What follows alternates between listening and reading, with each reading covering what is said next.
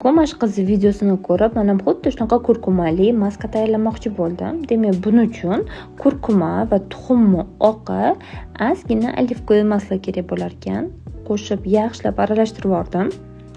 Aralashish qiyin bo'ldi, aralashtirursa oxiri aralashib ketdi.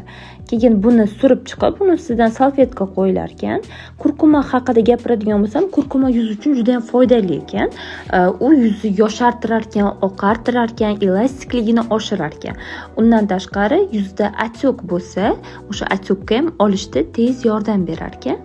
Shuning uchun ham qanaqa bo'lar ekan deb o'zim birinchi marta bu maskadan foydalanib ko'rdim.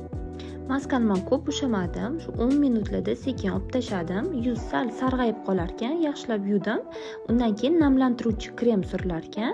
Natijasi yomon emas, yuzimni yaltillatib qo'ydi va tortdi. Shunda lifting effekt sezdim. Yana ham yaxshi effekt bo'lishi uchun haftada bir marta, bir oy davomida qilib ko'raman.